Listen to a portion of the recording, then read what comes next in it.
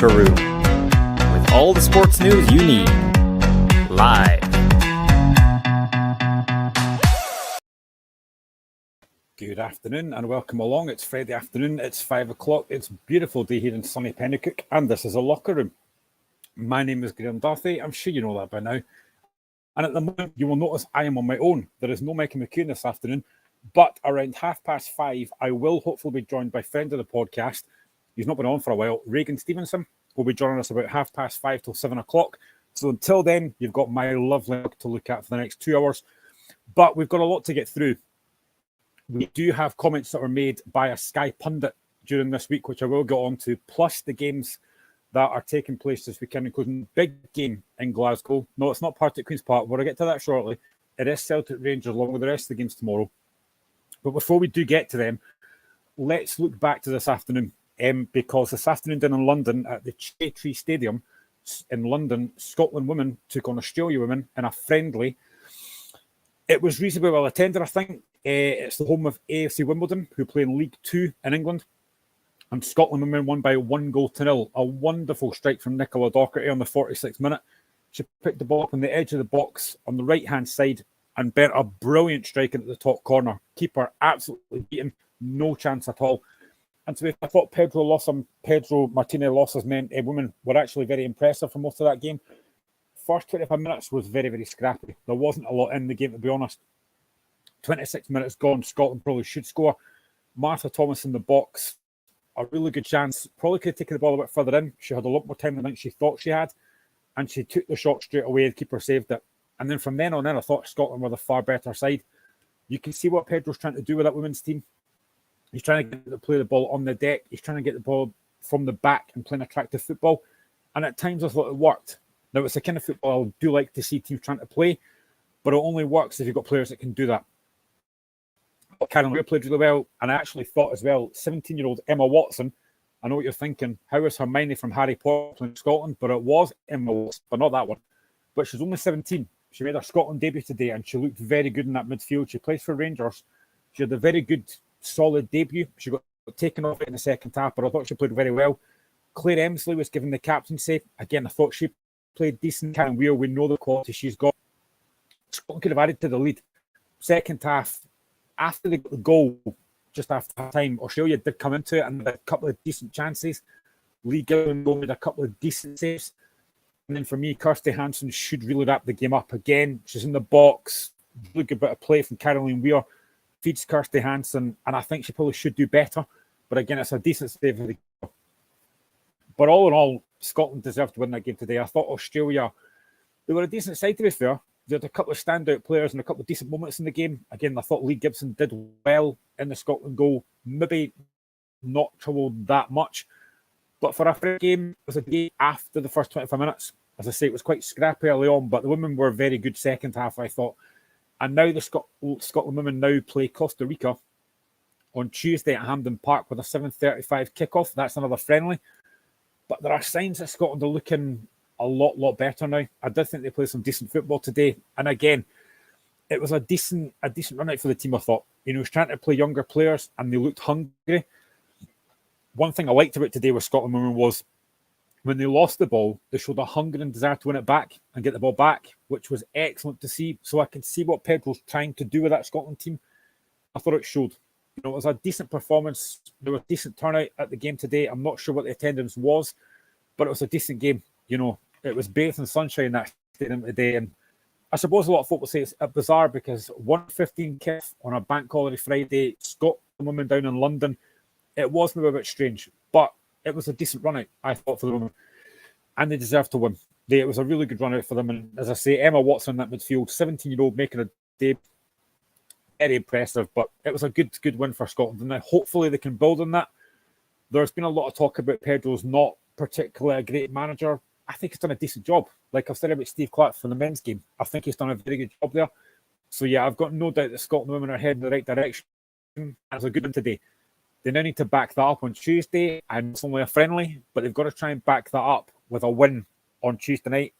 I don't know what the crowd will be like at Hampden Park, but just think get a decent turnout, then there's every chance that they could have a decent. The Bear says, "Good evening, Graham. Good evening, Bear. Hope you're doing well, pal. Looking forward to the games at this weekend.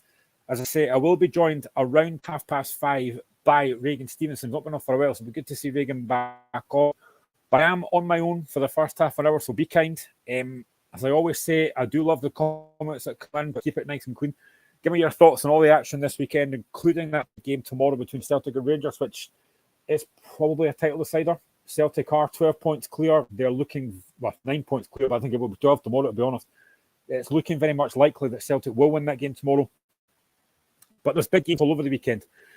Games tomorrow in the Premier League: Celtic against Rangers, Aberdeen against Kilmarnock, Hearts against St Mirren, which is huge for me for Hearts, Motherwell against Livingston, St Johnstone against Ross County, and Sunday, when we're on air, it will be Dundee United against Hibs. I think Michael's back on Sunday, but if not, you've got my lovely face again. What more could you do? So yeah, let's have a look at the Championship, because tonight is a huge game in the Championship. Partick Thistle sitting in 4th against Queen's Park, who are top of the league, but at the moment they started a little bit. They've lost the last 2 games against Dubs and against Wraith Rovers. Disappointing the last week against Wraith Rovers and Corrie were very poor. Lost by 2-0. Have the wheels fallen off a little bit for Queen's Park? Maybe that's harsh. It's only 2 games. They are still a point ahead. But that league table now is looking very, very tight. You've got Queen's Park top on 54, Dundee second on 53, Ayr on 49 on 3rd, Partick Thistle in 4th on 48, Morton in 5th on 43, Inverness in 6th on 42, Wraith Rovers on 7th on 41. At the bottom, you've got Arbroath on 8th on 31. You've got Hamilton in 9th on 28. And you've got Cove Rangers popping up the league on 26. We've had a horrendous run on the back of that defeat last week. But this game's huge, absolutely massive in Firhill. Again, the game will be shown live on BBC. So if you can watch it, I think it'll be a decent game tonight. Partick have had a decent run. As I say, I think Chris Doolan's done a very good job since he took over from Ian McCall. It was never going to be easy. Me and Michael spoke about this last week about the fact that when they played Rangers, I think everybody expected them to get sacked after that, because they were excellent in that game against Rangers in the Cup. They performed very well, unlucky probably not to win that game. So yeah, it was a massive, massive performance from Partick Thistle, and to sack Ian McCall on the back of that, clearly there's something else that's gone on the backstage there. But do you know what? I think Doolan's done a good job. But tonight's massive. Celtic win 3-1. Other games, no idea. I've been hopeless with my selections on coupons recently. Yeah, that's why I don't bet them. Kind of gamblers on mugs game, and I'm a mug. I'm rubbish at them. But I think looking ahead to the game tonight, it's going to be a massive game. I think this could potentially be a game that if Queen's Park lose, I think they might lose it in the title. Now, there's not that many games left. There's about 6 or 7 games left. Dundee, they play Arbroath tomorrow. Now, that on paper should be an easy game, but Arbroath have picked up recently. They've had a decent little run. They've off the bottom of the league. They're now in a decent position now. That could be a hard game, and we know that Gayfield's not an easy place to go to, but this is a huge game for Queen's Park today. I think Owen Coyle's men need to win the game. Kind of stretch that lead a little bit further, but ahead of Dundee. I'm just going to bring up Queen's Park's remaining fixtures to the end of the season. So at the moment, obviously, they play Partick Thistle, then they're at home to Hamilton. Again, you'd probably expect them to win. Then they're away to Ayr. They're away to Morton. They're at home to Dundee. That could be huge. That last game of the season could be absolutely mad doing MD. Now, I have said before on the show that I am a massive advocate. I want Queen's Park to come up. I think it'd be fantastic if they do. Feed the Bear says, time's the game tonight. It's 7:45 kickoff tonight. Live on the BBC channel. This is a massive, massive game tonight. It really is. As I say, Partick Thistle coming off the back of a 5-0 win against Cove last week. Cove are a very poor side. I think Paul Hartley's struggling there, but it's no surprise. They're not a very good side. They're conceding far too many goals. If I actually look at the league table, which I'm trying to bring up just now, actually, because I think Cove have lost 6-0, 5-0. They've just had such a poor run. But I'm looking at I'm just going to find the league table up just now. I should have done this before I came on air, actually. But I'm looking at the Championship just now. Cove Rangers have conceded 70 goals in 31 games. They've only scored 34. Now, it's not great. That's a difficult balance to try and get the defence and the attack right, and they're not getting either of them right. Tonight is huge, though. Queen's Park, they are still sitting top, but it's such a slender advantage. The last 2 games, as I say, they've been beaten by Arbroath which I didn't expect to see happening. And last week against Wraith, they were very poor. Credit to the Rovers because they were excellent last week.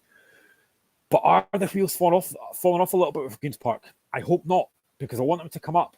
Now, again, I listen to a lot of different radio stations. I listen to a lot of different pundits. And one of the people that I listened to basically said it would be embarrassing for Queen's Park to come up because they're not ready. I don't agree with that. Now, I am of the vintage that if you're good enough, you deserve to come up. Now, if they win the championship, they deserve to come up. I don't think there's any doubt about that. If they win the championship, 38 games, they deserve to come up. You know, I think they're doing it the right way. Now, I know there's been a lot of stuff about, but they were basically bankrolled by one man. They were bankrolled by Brooks Milson, who basically signed players that they really couldn't afford to steamroller 3 leagues. Now, don't get me wrong. I'm not going to be hypocritical here. I thought it was a great fairy tale.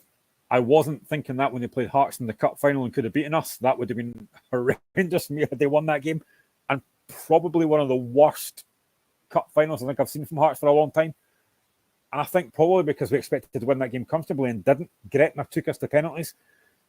I would have had to go out and hide and have re-lost that game. I really would have done, because it would have been embarrassing if we got beat by Gretna. But you know what? They deserve to do what they did. They came up. I know that the signed players they couldn't afford, but they steamrolled the league. You know, they were only bankrolled by Brooks Milson, who sadly passed away. And after that, they had no money. They had nobody else paying the bills. They had nobody else writing the checks.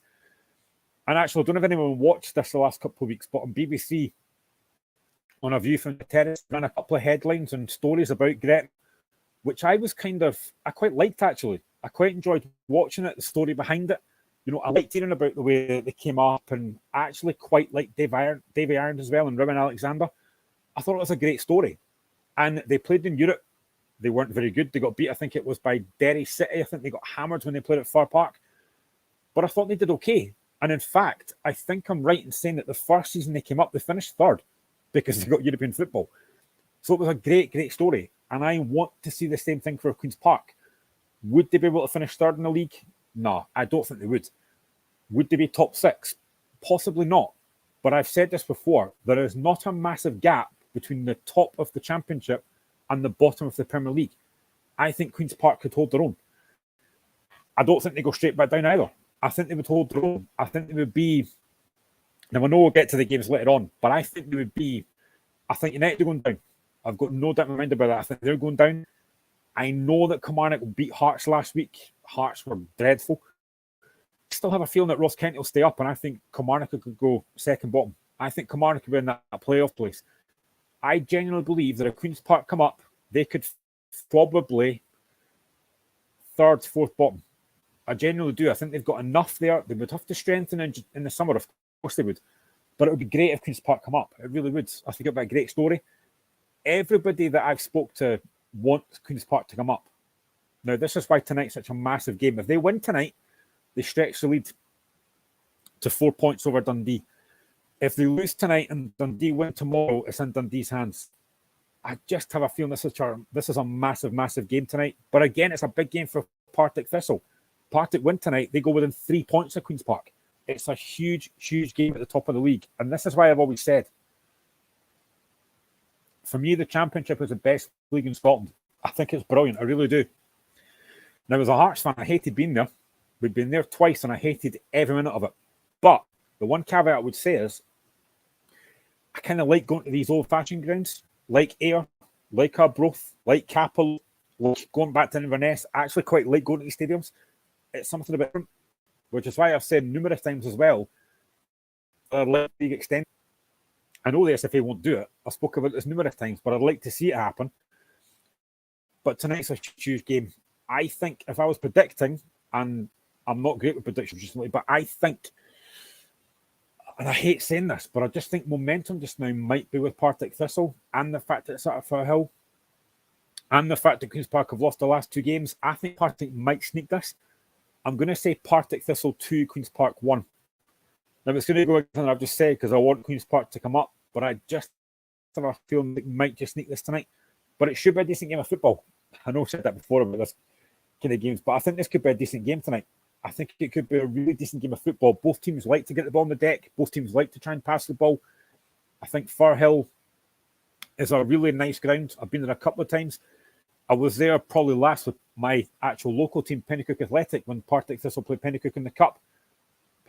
Queen's Park, Pennycook fans were brilliant that day. It was a brilliant, brilliant crowd. So I just have a feeling that Partick might sneak this. The rest of the games tomorrow are both against Dundee. Again, it's another massive game.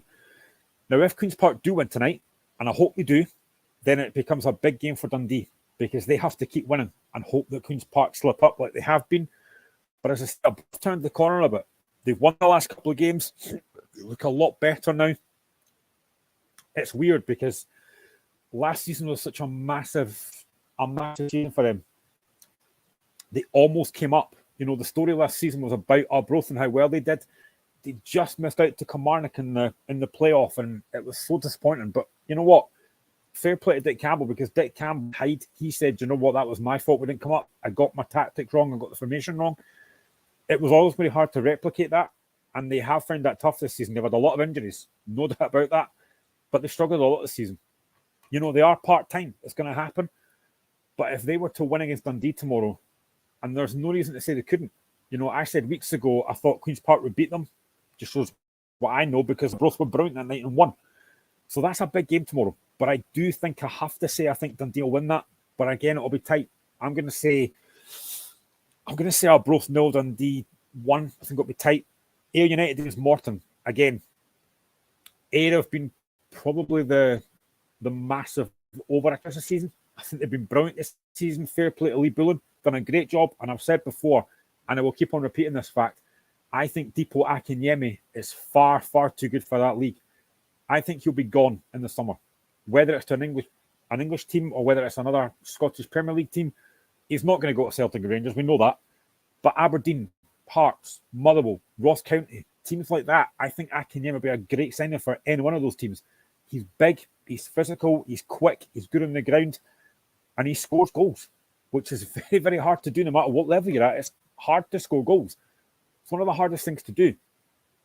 So I think Akinyemi will probably leave in the summer, but he could do that having guided Ayr United to promotion. You never know.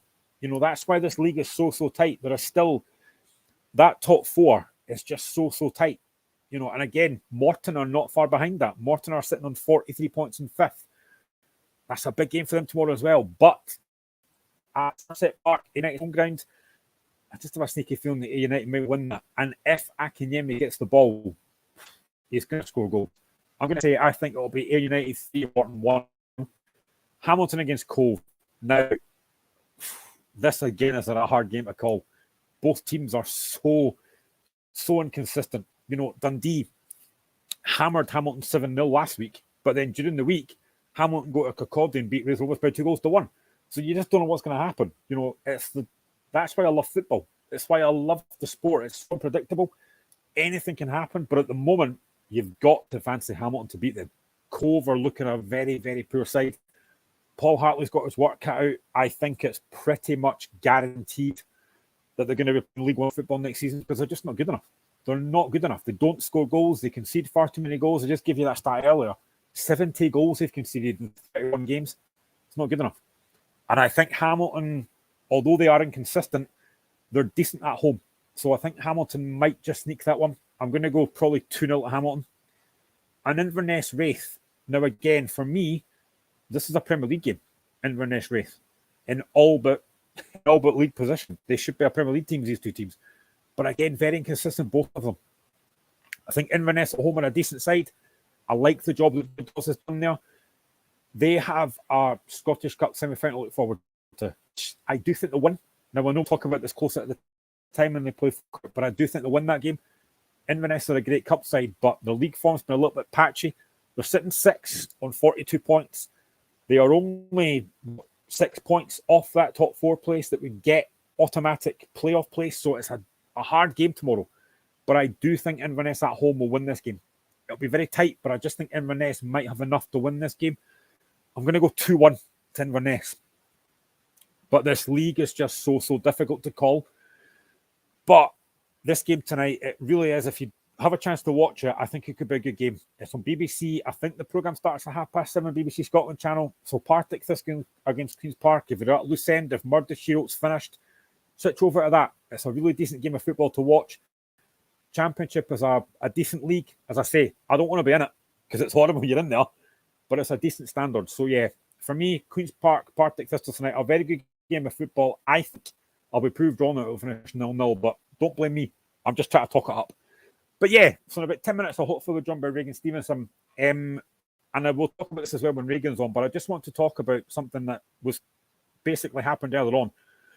So during the week, it came out that some of the pundits on Sky are allowed to basically access the conversations between VAR and the referees on the pitch. Now, they can't hear what the referee on the pitch is saying, but they can hear what the VAR official says.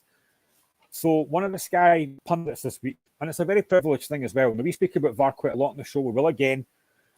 But what basically happened is during the week, one of the Sky pundits had said that what he heard when covering the game, he didn't give the game, he didn't give the referee, he didn't give the VAR. But basically what he said was, and it's caused a lot of controversy with referees, it's caused a lot of controversy with the SFA, and fans like myself are talking about it. So basically what he said is that during a game, during what was apparently a complicated decision, this pundit said that he overheard the VAR official say that the easiest way out of this complicated situation is to give offside. Now, again, the pundit in question has said that that's a concern, and it is. Now, you can say that should the pundit have said this publicly, that for me doesn't matter. Now, obviously, the SFA have come out and said, or the referees have said that, it's been misinterpreted. I don't know how you misinterpreted that. Either they said it or they didn't. It's pretty clear cut for me. Whether the pundit should have come out and publicly said that is another matter. But the fact that he has thrown up a lot of different things here. For me, I don't think VAR is working anyway. Now, again, it's not the technology. It's the folk in that little room that use that. And it's thrown up a lot of concerns now. And I think rightly so, because now any decision that gets made, for example, the big game tomorrow, Celtic Rangers, if there's a bad call on that, is it going to be chose the easy way out of that? There's a lot of things for me that aren't right about this. And it throws up questions. It really does. It throws up questions that, as I put on the tagline here, has the integrity of VAR been thrown into doubt? I think it has, based on those comments. Now, again, of course, referees are going to defend themselves. Of course, the SFA are going to try and defend themselves. But the fact is, why would the pundit lie about that? If he's heard that, if that's what he's heard, then I think for me that is really, really poor from the VAR official. If that's what you're doing, if you're basically saying that, do you know what, it's too complicated, we're just going to say the easiest way out of this is to give this. Now, again, I said last week on the show last Sunday after the Ross County Celtic game, and listen, folk can disagree all they want. I don't think that's a penalty for Celtic. Now, I'll tell you why. The handball rule, of course, is very subjective. We all know that. But for me, I said at the time when Ross was on, the Ross County fan, I said to Michael as well last week, who disagreed with me, but I don't know what Alex Jakovic is meant to do. You cannot jump with your hands by your side. You know, you've got to put your hands up. I don't think Jakovic's arms are in an unnatural position. The ball's come in. He and Carter Vickers are both looking at the ball when they're battling for it. It's come off the shoulder of Carter Vickers and onto the arm of Jakovic. What's Jakovic meant to do with that? That's not a penalty for me. And there's been a lot of very, very poor VAR calls. And I know that any Celtic fans watching this will say, there's been a lot of poor VAR calls against Celtic. Yes, there has been. I'm not going to deny that. There's been a lot of poor VAR calls against everybody. Now, again, I will go back to this. I said at the time, when VAR was first brought in, I was genuinely amazed that Celtic didn't get a penalty against Hearts at Tynecastle when Michael Smith handled the ball. It was a penalty. I'm not going to deny that. But there's been numerous calls like that for me that have been wrong. The offside calls as well, for me, are very difficult. I think for me, when you're drawing lines on to try and prove that someone's toenail is offside, that's not clear and obvious. It's to be clear and obvious, and they're not clear and obvious. For me, I think that it's very, very tight. I think the advantage should go to the attacking team. you're taking 5 or 6 minutes to try and draw lines that are basically drawn on with crayon to prove that somebody's offside. It's not what it's there for. So I think the comments that the pundit made are very concerning. And it's going to have a knock-on effect now because managers are going to think, are these calls getting made the right way? Or are they getting basically made by guesswork? Because that's for me what it seems to be. A lot of these calls are getting made by guesswork. And that's not what it's there for. When the comments were made during the week, I was probably surprised that they came out in public. I'm just kind of glad that they did, because there needs to be a light shine on. There needs to be a light shone on now.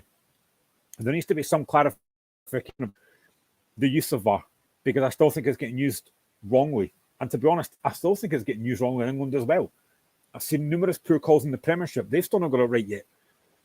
Now, Ian Maxwell, the chief executive, I said this last week, came out at the start of the season, or when it came out, and said, for the first little while, it'll be horrendous. But it's not improved. It's got worse. You're making, I said this last week, teams are going to be punished, i.e. top six, i.e. finishing third, on the back of guesswork. That's not good enough. You've got to get these big calls right. And I think for me, referees are refereeing by VAR. I've said this before. I think some referees don't want to give decisions on the pitch because they think, well, I've got VAR there, they'll sort it out for me. It's not what it's there for. You don't use it for that. So for me, I think those comments, and I'll get Reagan's thoughts when he comes on shortly, I think those comments are worrying, and I think they're damning as well. Now, of course, the SFA and the referees are going to do everything they can to protect themselves and everything they can to say, it was misinterpreted. That's not what they said. Well, why would the pundit lie about that? He's got no reason to. If that's what he's heard, why would he lie? So I think there's a major concern there that to come out and say that, because it was called, the easiest way out of this is to give offside. I think that's very poor. Now, whether the pundit could have used the words better doesn't matter. The fact he said it is a concern for me. And I think for the next, 7 weeks, VAR will be under the microscope. There needs to be some clarification on VAR. And the one thing I hate as well, and I'm going to say this now while I'm on a rant, the one thing that I really hate, it happens in England, it happens in Scotland, it happens everywhere. But the one thing I hate about the offside rule is, see when it's pretty clear someone's offside, get the flag up. I hate this fact that they wait for about 5 seconds to put the flag up. What's the point in that? Again, I've said this before, someone's going to get hurt. Someone's going to get injured because of that. When it's quite clear, I mean, whose idea was it to do that anyway? To let the play run on and then put the flag up 2 minutes later? It's pointless. If you clearly know it's offside, put the flag up. I just think it's a ridiculous rule. And again, something that needs to be sorted out quickly. And I hope they iron this out for next season, but I doubt they will because it's SFA. Handball rule. They've got to make it clearer what's handball and what's not. I think it's got to go back to, nobody tries deliberately to handle the ball. Sometimes they do, and it's just a natural reaction. But I think it's got to go back to deliberate and not deliberate, because there's been too many really poor calls this season for me on handball that they've not been deliberate. Like last week, the St Mirren game, I think the 2 penalties St Mirren got probably were penalties. And I know folk talk about the letter of the law, but I think you've also got to use discretion as well. You've got to use common sense to see that's not handball. And again, another frustration for me, and I'll get Reagan's thoughts on this as well, some referees are going to the monitor and some aren't. Why are they not making all referees go to the monitor for big decisions? If the referee goes to the monitor and doesn't change his mind, which doesn't happen very often, let's be honest, the only referee that's gone to the monitor so far and not changed his mind is Willie Collum. And that was the Rangers game against, was it St Johnstone? When he went to the monitor and didn't send off Ryan Jack when I think he should have done. So yeah, some referees go to the monitor, some aren't. I think that's wrong. They should be going to the monitor if they think it's a big call, but they're not doing that. So that, again, has got to be something that's stamped out. And I hope come the start of the season that it is better and it is used better. I've got my doubts, to be honest. I really do. But they've got to start, I think they've got to get the managers, the referees in that room at the end of the season and go, right, this is how VAR is going to work, and use it properly. Again, something I've said before. Some folk might agree, some folk might not. I think they should actually have ex-players in the room as well, because these guys have played the game. Having referees in that room is pointless, I think. They only see what they want to see. And I don't think you're actually getting every angle either. I think if a player is looking at that monitor, you might get a bit fairer representation. So I would like to see that happen. An ex-player, maybe not certain players because they're useless. They're even useless pundits as well. But I think it would do better if you had an ex-player in that room who can say, yeah, that's a penalty, not a penalty. Because these guys have played the game. They know what's a penalty, what's not a penalty. So they need to get it ironed out one way or the other. But I do think those comments from where I don't know if it was right to say it in public, but I'm glad I did, because it's out there and everyone's seen the comments and everyone's seen what's been said. So I kind of think that, you know what, now it's out, they've got to use it better. Now I'll get to that probably again later on when Reagan comes on. He should be on very shortly, but let's look at the games this weekend. Game tomorrow, half 12 kickoff, Celtic against Rangers. For me, title decider, I think. Celtic win this, 12 points clear. Rangers have to win. I think they have to win this, and they have to win the other game as well.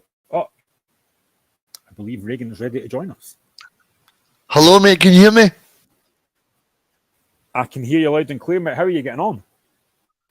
I'm doing well, mate. Aye. It's good to see you. You've been missed. Can you hear me?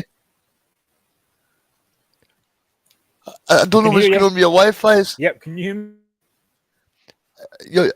No, it's your Wi-Fi keeps hear going off you. and in, mate. I can hear you now. Aye. How's it? Can you? Yep. That's fine. As you can see, I'm delighted now that we are joined by Reagan, who hasn't been on for a while, but I'm delighted to join Reagan. It's good to see you back, man. No problem, mate. It's good to see you. I'm glad to be on for a big weekend, mate. I'm sad that I've not been on for a while, but I've not been keeping too well, and I've been busy with a lot of work stuff as well. So yeah, no, it's good to be on, mate. Good stuff. Well, before we get to the Celtic Rangers game, I'm just going to go back to what I spoke about a minute ago before you came on, Reagan. Made about VAR by one of the pundits on Sky, who basically said he heard through VAR. Now, he was able to hear the VAR conversation, but not the referee on the pitch. And he's basically said that what he heard was a VAR official tell the referee on the pitch that to basically, because of a complicated decision, he said the easiest way out of it is basically give offside. Now, I think that's brought up a lot of concerns. I think a lot of fans are looking at it and they're thinking, well, that is very, very poor. What's your thoughts on those comments? And what's your thoughts on VAR as well? Because I think, me and Michael spoke about this, but VAR for me this season so far has been a bit of a disaster.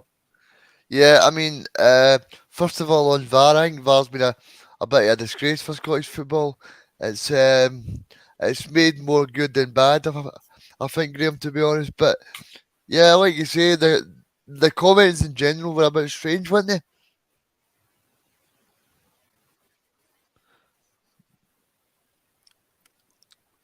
I think they were. I mean, do you think you should have come out and said it publicly?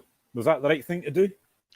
No, I think they keep those things kind of in-house, Graham, and I think that's just unfortunate. Yeah, I mean, a lot of fans are now looking at that like exactly say the game tomorrow for El Celtic is not right. Folk are now going to think, well, have they just taken the easy way out? I think that again is very, very poor. But again, of how VAR's been used this season, I think. Yeah, I mean, VAR is not the problem. The problem is the people that are operating VAR. I've said this many times. I've been on this show. I've been on the show for a long while now, and I've said this for a while. I'm not a big fan of VAR in general, but if VAR's used properly, it can be a very good tool. But unfortunately, in Scottish football, Graham, we don't have the best people operating it.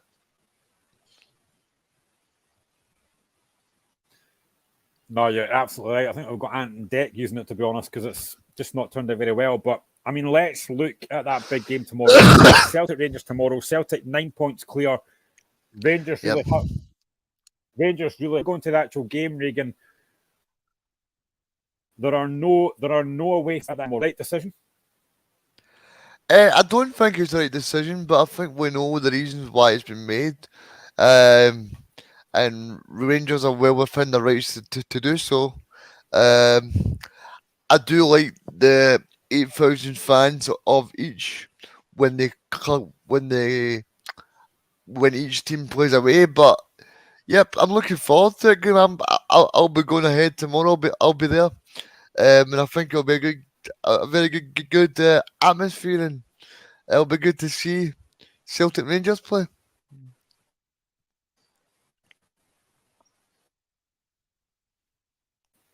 Need away fans at games, especially for derby games. You know, I would hate to see Hearts fans looked at Easter right and banter. Listen, I can understand why it's happened, but I just think you need away fans. Yeah, Graham, you definitely do. I mean, away fans is what make these derbies so special as well. I mean, they're the lifeblood, and it's a shame for the Rangers players that they've got no supporters there tomorrow. Well, going into this game tomorrow, there obviously are injury concerns for Celtic. We know there's no Rio Hatate. Aaron Moy should be back. It's a massive, massive game for Celtic tomorrow. You've got to be pretty confident about Celtic going into this game, Regan. I think it depends, right? I said this earlier, right? It depends how Rangers suit up. If it's a Rangers performance that they let Celtic occupy the ball, they let Celtic have the ball, the majority of possession, and they then counter-attack Celtic on the break. If it's that kind of day, then I think Celtic will win on easy street. But if it's if Rangers get in Celtic's faces, then it could be an interesting watch. I think it depends the way that Michael Beale sets up. It really does for me, Graham.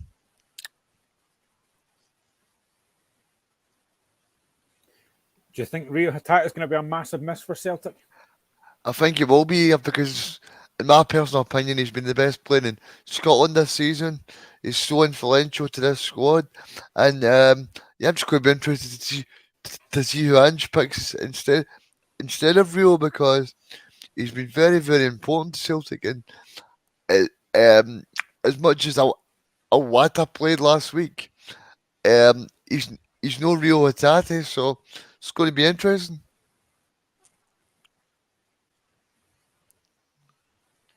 Would there be a case maybe that Celtic might go for Aaron Moy, who is back fit, and maybe a Matt O'Reilly in that midfield?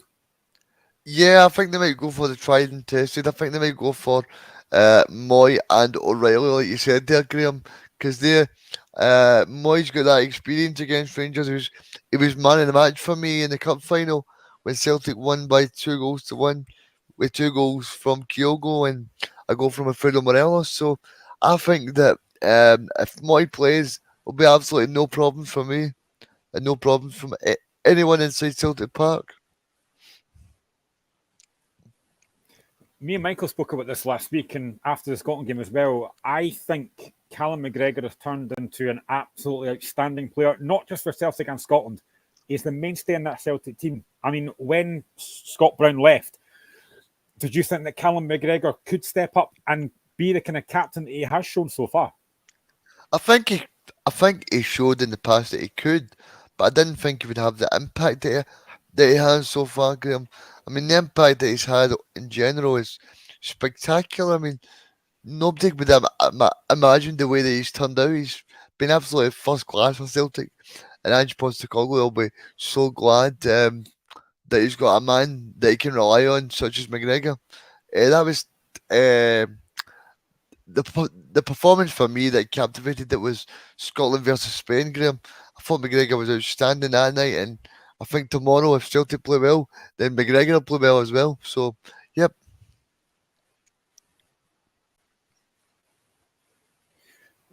We've obviously not had you on for a while. Last week, maybe weren't at their best, but is that the sign of 2 champions that just get the job done? Yep, I think for Celtic, I think the league's been done for a long time, Graham. I don't think Rangers are up to champion standards at the moment. And I think the way that Ange Postecoglou's side, like you said, they are showing true champion qualities and just putting everybody to the sword. I actually thought Ross County done pretty well last week. I don't know about you, but I thought they did pretty well. Yeah, I mean, we spoke about this week. I thought County were very impressive. They did a really good job on Celtic, really stopped their main players playing, i.e. their attacking players like Maeda, like Kyogo, like Jota, who I thought was quite poor last week. But Celtic just have that quality. And even you look at the two benches, the Celtic bench compared to the Rangers bench, me and Michael spoke about this. It's just far, far too strong. Aye, the strength and depth that Celtic have got to call on is amazing at the moment. Even Haksabanovic, I think he could be a big match winner tomorrow, Graham. I don't know about you, but I think when he comes on, he's scoring a lot of big goals.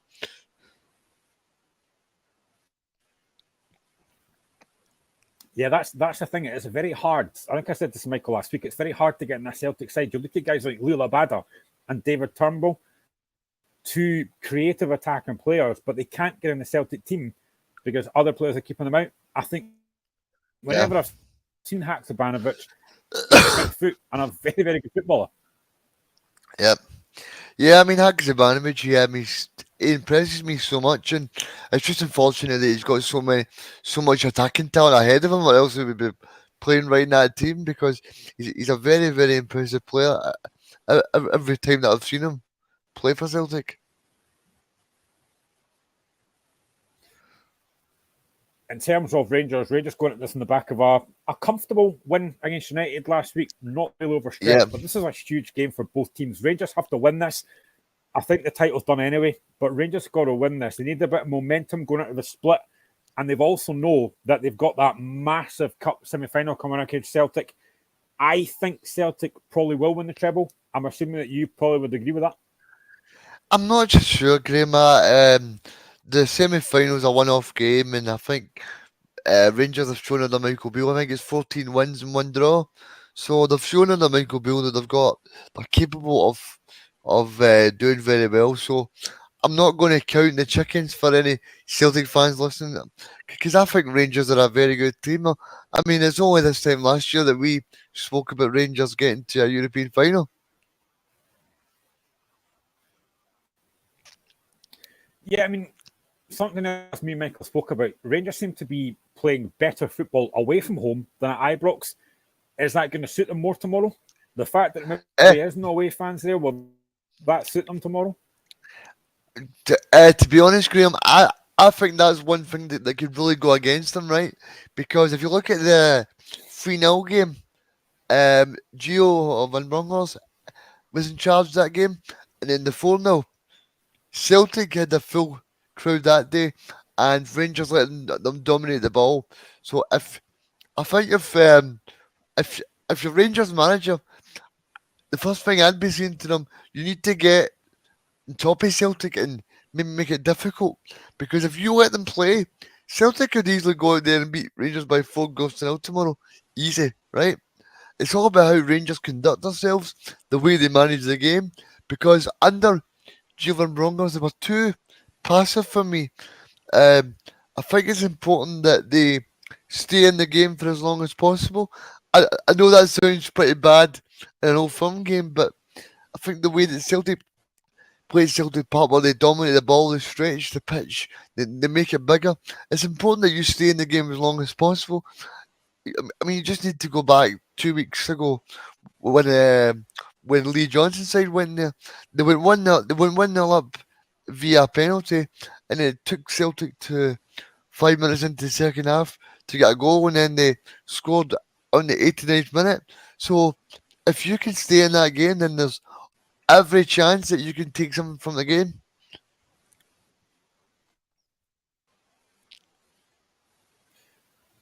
Who the main men are going to be tomorrow? Is it going to be a Ryan Kent? Is it going to be a Sakala? Is it going to be, I'm assuming, no, but I'm assuming that Morelos will probably start. Who would you kind of pinpoint as a main danger Rangers could cause problems for tomorrow? For me, I would say Todd Cantwell, because I've watched Todd quite a bit in the English leagues, and I think he's a real danger. And for me, the other one would be Tillman, because I think Tillman's got a wee bit of magic in him. You've seen his 2 goals last week. He takes the goals really well, and I think if if you're Rangers, the 2 guys you're sort of hanging your hat on, as you would say, is Tillman and Todd Cantwell. But like you said, Graham, Rangers have got a lot of attacking options like Sakala, Alfredo Morelos and stuff. But I think it's about time that people like Ryan Kent and Alfredo Morelos show up in these big games, because they've not shown up that often, especially um, in the big games. I mean, when's the last time we said what a performance by Alfredo Morelos or what a performance by Kent? It's been too little, too often. It's not been that. It's not been that much. Yeah, I mean, I know that he scored in the League Cup semi-final, but he wasn't actually that great in that game before he actually got taken off as well. But I kind of agree with you. I think Todd Cantwell's a very good player. I've watched him a few times at Norwich. He's a very good footballer. I think Tillman's been excellent. Do you think it's important that, I know they've, Michael and Rangers can keep hold of Malik Tillman for next season?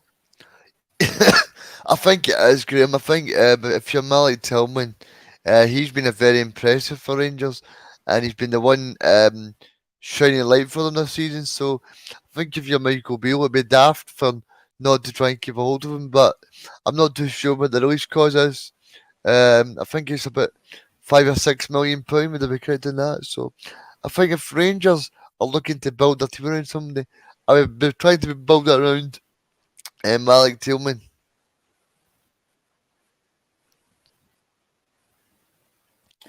Yeah, I mean, what Michael Beale so far? Because me and Michael spoke about this. I think at times when he comes, sometimes some of the things he said quite sure about them. But what have you made of Michael Beale so far, and the football that Rangers are playing at the moment? I think the football they've been playing is really up and down, right? Because I think the game at Tynecastle, you'll know yourself, the game at Tynecastle, they played really well. I watched that game. They played really well. They played well at Easter Road. But then you watched them last week, and I thought they were very slow. They were very boring. So I think if you're Michael Beale, you'll pinpoint the games away away at Tynecastle and away at Easter Road. Uh, two of the kind of more hostile places to go in Scotland, and you would say they're probably his 2 best performances. But in terms of what I've made of Michael Beale, I think what he's been saying in the press sometimes, I don't know, right?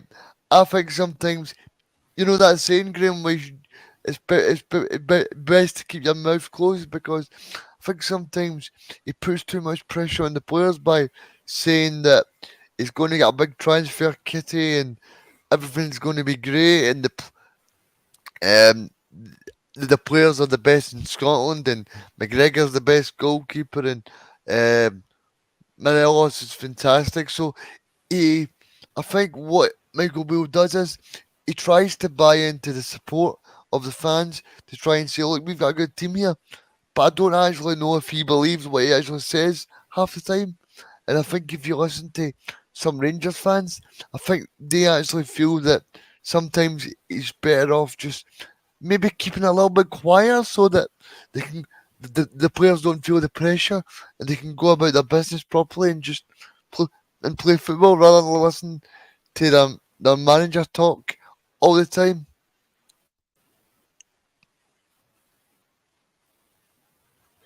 Yeah, I mean, I know that we'll talk during probably the next few weeks about the Scottish Cup semi-final, but this is a massive game tomorrow. Rangers have got to go there and win that game. I do think the title's done, but to have any chance of trying to pull it back, they have to win tomorrow. I just think Celtic are far, far too strong, and I'm now going to give you the chance to enthuse about Ange Postecoglou and Celtic and about the job that he's done, because he's pretty much, apart from that game against St Mirren that they lost earlier on in the season, it's been pretty much faultless for Celtic so far. You could probably pick out a number of players in their Celtic team. It's been on fire. Jota's been excellent. I say Abada's been very good. Is there anyone else at Celtic that's been a little bit unsung? I.e., I know we spoke about this before, but Greg Taylor's been excellent. I think Carter Vickers has been fantastic. Starfoot's looked a lot better. Is there anyone else in that Celtic team that maybe doesn't quite get the praise that they deserve? I think Alistair Johnson's been great for come in, Graham. I think he's been absolutely outstanding. I think he's took the new right back role like glove. I mean, he's been absolutely brilliant to watch. And I think if you're Ange Postecoglou, you think to yourself, how am I going to upgrade on Juranovic? Well, he certainly did that. No disrespect to Juranovic, but I think Alistair Johnson definitely been an upgrade. Would you not agree on that, Graham? I think he's been absolutely brilliant for them so far. I think he has. I thought he played well against Ross County last week. And again, when you lose Juranovic, you're thinking, right, how's this guy going to do coming into a new team? But he's been excellent. He can defend, he can get forward, he's got a bit of pace, he's got good delivery. I think on both flanks, you've got Greg Taylor on one side. I think Celtic are looking very good. Probably next season, do you think the thing for possibly a little bit better in European football? Because obviously this season was disappointing. When you look at next season, it's trying to be a little bit better in Europe. Yeah, I think that'll be the long-term goal for Ange, because no disrespect to Scotland, but I think I would say he's at the stage that Brendan was, but he's conquering everything he's got in front of him. He's enjoying himself, Ange, and he's got that black jumper on. He's loving it, life in Scotland. So I think the next step for Ange, Graham, is to really make his mark in Europe, you could say, and really show that Celtic and Scottish football have got a Celtic team that can really not necessarily beat every team, but really give every team a real scare in terms of think, right, well, this Celtic team's a very good team. We better be on our toes today. Do you know what I mean? So I think for Ange, he's got some really good players in terms of Cameron Cattle slippers, as I call them, and you've got Kyogo as well. I mean, the performances of Kyogo this season have just been amazing. I mean, I know I've not been on this show much this season, but in terms of Kyogo, he's been amazing. He's just kicked on for last year, and I think it's great for Ange because I think Kyogo is at a great age where he's still got a lot of development to do as well, and he's been very unfortunate not to get in that Japanese squad either, Graham. 100%. I mean, I watched the Hearts Celtic game in the Cup, and his finish for his first goal, the back heel, was a great finish. There's no doubt about that.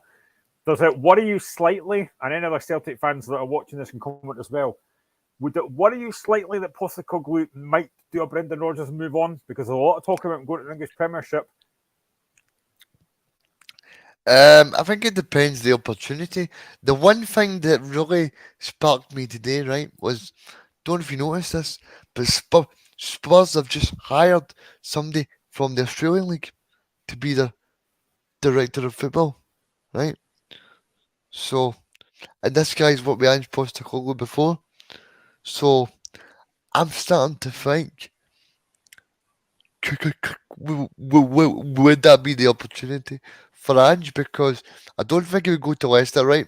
But simply for the fact that Leicester, in English Premier League terms, are cannon fodder. Sorry for any Leicester fans that are listening, but they've won one Premier League title, right? I'll get all of that, right? But in terms of Ange, right, what is going to appeal to him is a team that's always in Europe and always doing things. And I think, looking at the jobs that are available now, I think the one that would possibly tempt him would be Spurs. Because as much as Harry Kane might not be there, Spurs have still got a lot of money. And I really don't know what Ange's long-term future is. Of course, it would be great to have him in Scotland, but every Celtic fan is wise to know that Ange's going to get opportunities. You know, like, it's like, Graham, see if I got offered a job in Japan tomorrow, right? Offered better money, a better radio station. I'm sorry, but I'm going to be off because that's what happens. I mean, Ange might I mean, Ange might say all the right things in the moment. It's like me, Graham. I might say, well, Indie Live Radio is the best radio station on the planet, but if somebody else is offering me uh, a mansion with $5 million and they're offering my wife and my kids security for the rest of their lives, they're going to take it. And Ange's got that. I don't think Ange's stupid enough to think I'm going to be at Celtic for the rest of my time. Because let me put this with you, right, Graham?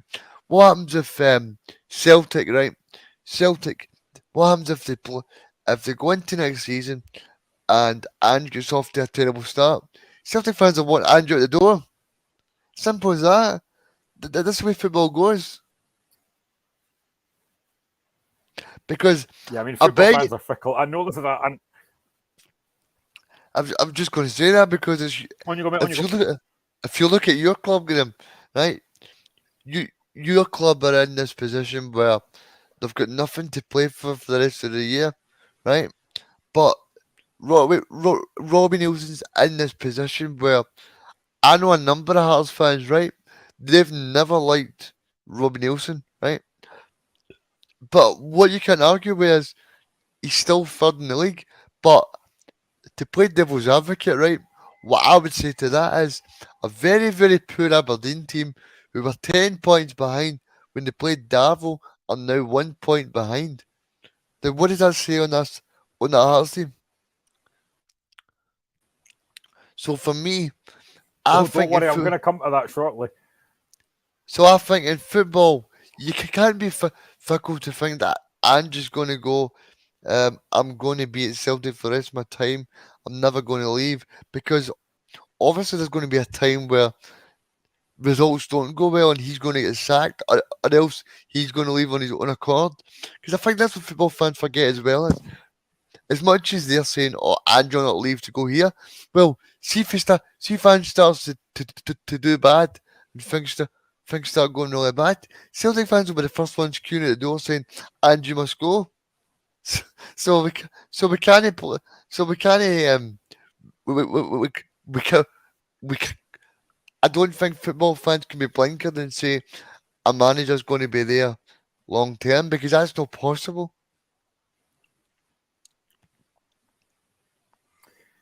Evening to Azalino. Azalino, good to see you on, pal. He says, evening, chaps. It's good to see Azalino on. Before we get back to Celtic Rangers, I know this is a Scottish channel, but I just want to say, I am genuinely that Chelsea have rehired Frank Lampard. I just find that baffling. The fact that the guy was awful before. They sacked him. They then sacked Graham Potter, who was terrible, and then rehire a guy they sacked who was awful. I do not understand why they've gone back to Frank Lampard. I just think that is absolutely baffling to do that. Do you want me to tell you something else is even more strange? Right. So Graham Potter's coaching staff that was with him at Chelsea are now up the stairs in the Chelsea still. Why are they still there if they were there when Graham Potter came in? I get it that they moved from Brighton to Chelsea with him, but what? But even though if they're head of recruitment stuff, why would you keep them there if Graham Potter's now away? It's crazy. I think it's an interesting one because if you look at Frank, right? Frank's a Chelsea legend, but I wasn't expecting it, Graham. I wasn't expecting Frank Lampard to get the chance again. And I think, as much as folk are not talking about it, I think if he does well, then you can't look past him. Because as much as Chelsea are saying, oh, we're doing interviews with Luis Enrique and Nagelsmann, I'm telling you, right, if Frank Lampard does well, which I hope he does, because I hope he's there, because I want Chelsea to fail really bad. So I think it would be crazy for them to appoint him, but I think if he does well, then you cannot let past a guy that does well. It's like when Brendan Rodgers left, Neil Lennon came in. I did not want Celtic fans like myself did not want Neil Lennon to be in the job at the end of the season, but sadly he did well. He won that treble, right? And that treble, that day when Peter Lawwell in that Hampden dressing room and said, "Oh, Neil, Neil Lennon's the manager." The guy got offered the job in the shower. There was no planning.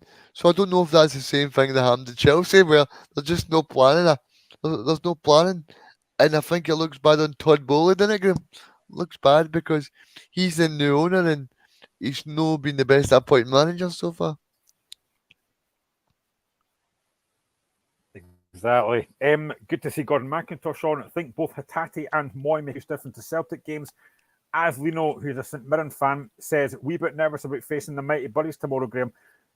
I'm more than nervous, to be honest, mate. I'm genuinely dreading it, and we'll get to that. We'll get to that. But yeah, I mean, I just think finishing off on that game tomorrow, I think there's like no doubt. Rio Hatate for me has been one of the best players in the league this season. Yep. But I also think Ali has been a very good signing for Celtic, and I think if he's back tomorrow, that could make a massive difference to that Celtic midfield because he's been. I think when he came out, he struggled a little bit, but there's no Moy's quality. He's a very good footballer, and I think I think potentially that midfield tomorrow for Celtic will be Gregor, Moy, and O'Reilly, which is a very good midfield for Celtic. Look at the forward line as well. It'll probably be Kyogo and it'll be Maeda. It's a very, very strong Celtic team, and I just think that Celtic team, as I've said already, is far too strong for that Rangers side. Yeah, I think they'll be far too strong. But Rangers will try and hustle and bustle and whatever tangent word you want to use. They'll try their best, but like you said, Graham, I think that Celtic will be far too strong, and I'm going to go. If Rangers start well, it could be a 2-2, but if Celtic play their best, I'll say 4-0. Do you know what? I'm going to go 3-0 Celtic. I just think, especially at home, and the Celtic start like a freight train, I just think they'll stifle. I think it's important that Rangers start the game well, and Celtic, but just to go too much strength all over that park. See, one of the key things that nobody's really talking about, Rangers have got too many defensive players for me, like Ryan Jack, John Lundstrom, Raskin. All of those guys are they're too defensive and they're like too much breaking up play and kicking people. They're not flair. For me, they're not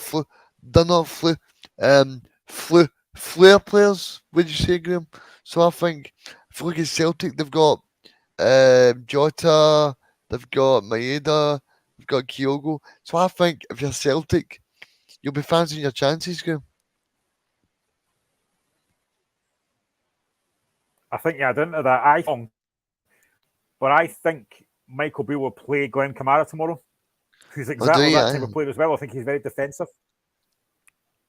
I think he'll play Glenn Kamara tomorrow. I never even thought about Glenn Kamara, but that's a good shout because I've been listening to all the phone-ins all week and they've been saying, "Oh, I think we'll go with Nicola Raskin and Todd Cantwell and John Lundstrom." But yeah, I think Glenn Kamara is a good option, but like you said, he's very, very defensive as well.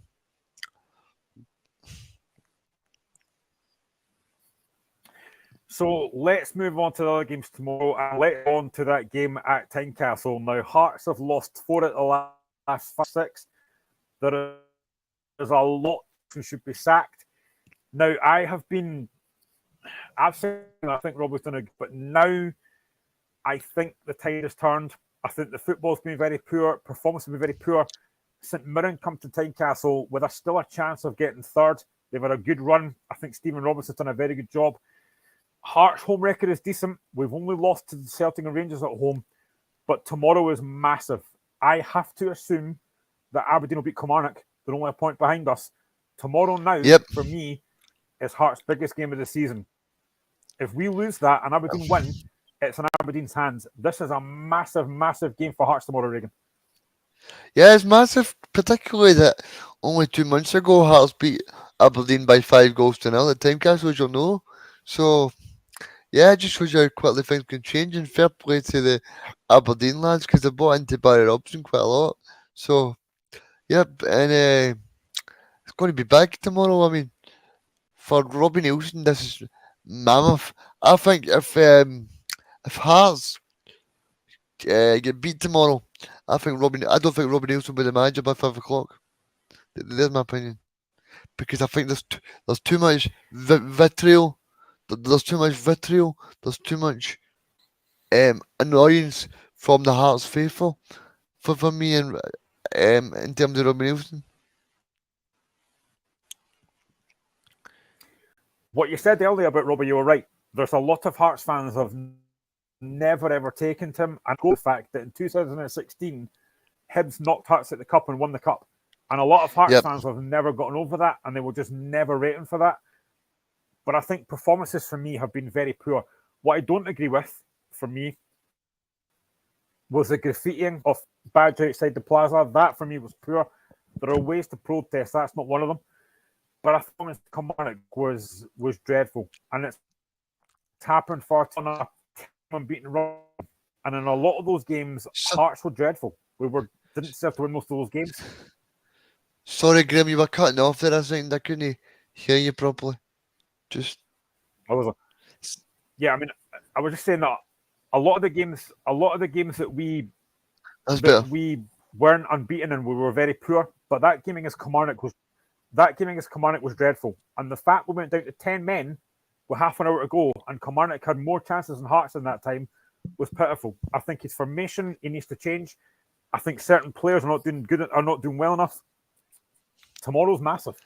If we lose that game, I don't think Robbie will be sacked, because I think the thing for me is that Robbie seems to have the backing of Joe Savage and Anne Budge. But if we lose that game tomorrow and drop to 4th, which could happen, and St Mirren could go a point behind us, Robbie should be under massive pressure. I don't think he will be, but he should be. Yep, like you said, he's got a good relationship with the board, so that might go in his favour. So, I think if you're Robbie, then you're hoping that the boys put in a good performance. I think they'll be desperate after, like you say, losing to Kilmarnock and then losing to Aberdeen. So, they'll be desperate to get a result tomorrow. But like you said, St Mirren are in good form as well, and if Robbie needs to get his act together in terms of putting a team together that he thinks can go out there and fight for his life, because that's what he is tomorrow. Because I'm telling you, if Hearts don't win tomorrow, the fans will turn very, very quickly.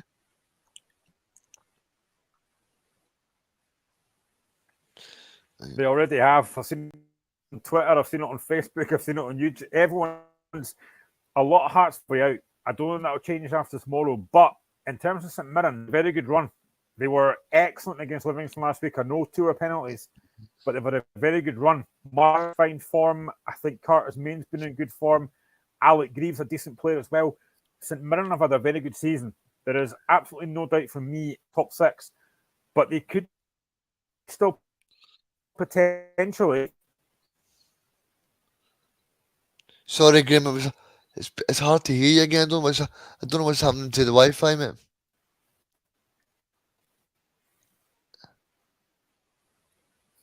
I'm not sure. I'm just saying that I think St Mirren tomorrow, they could easily still finish their place. It's a big. Yeah, I mean, they could easily. Stephen Robinson was getting a bit of flack at the start of the season, Graham, as you'll know, talking about Scottish football every single week like you do. But yeah, he's turned around very well, and fair play to him, because St Mirren are playing really well.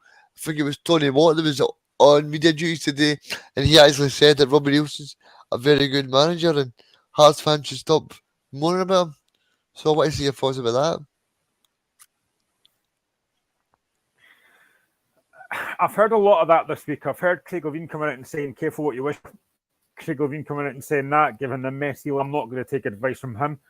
But yeah, I mean, Robbie has done a good job. I'm not going to lie. He has done a good job. 2 promotions in the Championship, finishing 3rd, getting European group football, that's fine. But a lot of things about Hearts' performance have been very, very poor. Motherwell away, Kilmarnock away, Aberdeen away. It's not the first time this season that's happened. Now, as Lino says, St Mirren scored last week, a good goal as well. Again. On you go. Sorry, Graham, I was just going to say that basically that if you look at Hearts, right, Robbie Nielsen keeps saying that Hearts need to get closer to Rangers and Celtic, right? But if you look at it, Rangers from the last 10 games could lose all the 10 games, and Hearts would still not get anywhere near second spot. I think for Robbie, it's a sad indictment that the squad that Joe Savage has built, that Rangers can't even get close to Rangers, because if you look at, I don't think Rangers have been sparkling this season, but it's just a sad indictment that Hearts can't get anywhere close to first or second. Yeah, I've said this to Michael as well. We are nowhere near challenging Celtic and Rangers. We are miles behind. And I know that Joe Savage wants to challenge, and that's great. But I don't think Robbie Nielsen's the man to do that. I think we need a better manager to do that, a more attack-minded manager, if you like, because a lot of the stuff that Robbie does is very... Okay, then. Who would you go for then, Graham? More attack-minded? Do you know what? I honestly don't know. I really don't know. I think I've said this. Come on, Graham. Come on, Graham. You've got splinters on that fence, mate. You've got...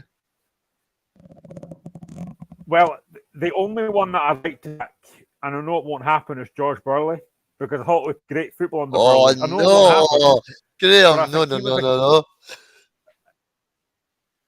Burley was the type of guy that didn't care who he went up against. Celtic and went attacking. I think Robbie's reckoning his old firm has been pitiful, to be honest. Oh, okay, then I'll ask you, what about kind of modern day manager? Whose teams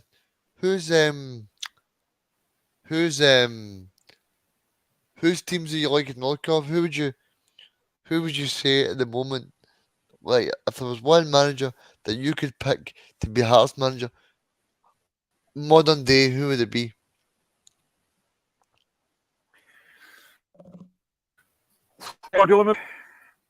Nah, I don't. I think I've heard a lot of Hearts fans say Stephen Robinson. I think let's no doubt Robinson's done a very good job. Again, some fans have said David Martindale. I'm not sure if Martindale will come to Hearts. Would they do a good job at Hearts potentially? But just need a more progressive attacking manager. See, for me, these last couple of weeks, Robbie Nielsen's playing Robert Smith and Orestes Kosoglu, who can't run. There's no pace in that midfield yet. He keeps playing them. Barry Mackay, who I've been a massive fan of, has been awful for weeks, but he keeps playing him. Robbie's a bit too loyal to certain players. And tomorrow, we need a change of formation. We need a change of a plan. Because on the good side, they've got legs in that midfield. Mark O'Hara has been excellent for them. And as I say, the thought of Kai Rowles or Toby Sibbick up against Alex Main worries me. So I just think tomorrow's a massive game. But I have to say, St. have been excellent. Again, as Lino says, think Saints will take a good support tomorrow. Be singing that "Give It Up," na na na na na na. Tony Watt. I mean, Tony Watt, again, one of his many clubs is Hearts. Didn't do very well there, but it would just be ironic for him to go and score at Tynecastle tomorrow. I mean, Tony Watt is he's been the ideal journeyman, but he's been a very good signing, I think, for St. Mirren. Tony Watt's been in more clubs than David Guetta. You know what I mean? The guy is been everywhere. And David Guetta's in a club every Saturday night to bang his songs out on the radio, but whatever he does. But yeah, I mean, Tony Watt's what you would call a journeyman. That would be right, Graham, a wee bit of a journeyman. Tony Watt. He's been to St Mirren, St Johnstone, absolutely. Hearts. Who else? Motherwell, Charlton Athletic. He's been everywhere. Standard Liège. He's been anywhere you can think. He's been. He's had more clubs than Tiger Woods. That is true. Do you think? I'm sure that Aslino will probably say this as well. But do you think there is a chance that St Mirren could finish in that top four this season, which would be incredible if they did? I think their home form's been exceptional this season, but I think I'm going to say no. Sorry to the caller that always messages in, but yeah, I just think that it's. I think it'll be difficult. I hope they do it because they're a good club. They're one of the Glasgow clubs, and Stephen Robinson's got them playing well. But I think if you look at Aberdeen, you look at Hearts, they've got that experience of being there.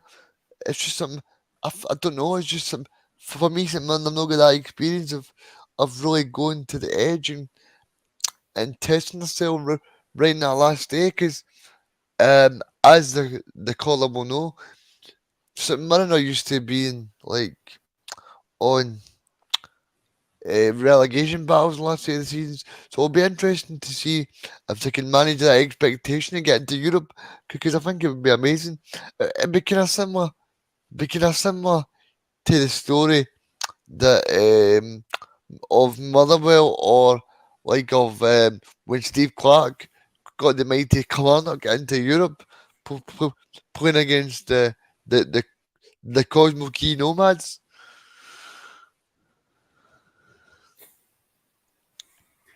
As Lino says, if you're at the game tomorrow, you'll notice how much Curtis Main does. Tough player. I have to say, yeah, I think Curtis Main's been outstanding for St Mirren. You know, he does a lot of good work off the ball. He's got pace. He likes to play behind. The one player I'm delighted that won't be playing tomorrow, at least I hope not, is Junga. I think he's been excellent whenever I play. Physical presence could have caused us problems tomorrow, but St Mirren a job. Start of the season, a lot of St Mirren fans wanted them out. They had a really poor league. They're on a really poor run. They got beat by Aberdeen 4-1. I think Declan Gallagher got sent off, maybe scored an own goal in that game. There was a lot of St Mirren fans not overly impressed, but I think the job that he's done has been impressive. And I generally am concerned about tomorrow. I think this is a very tough game tomorrow. And I do think Hearts' home form has been decent. We played St Mirren twice in the space of a week. We drew 1-1 at Paisley, and we should have got beat there. Hearts were terrible. And we won 1-0 at Newcastle. The only bit of quality was Barry Mackay's goal. So tomorrow's a really tough game. And if we're going to finish third, which I hope we will, I think it's our home form that's going to do it. But I think as well, and a few folk have said this as well, I think for us to finish third, we're going to have to beat one of Celtic and or Rangers. And I just don't think we're going to do that because our form against them has been terrible. Here's to you, Stevie Robinson.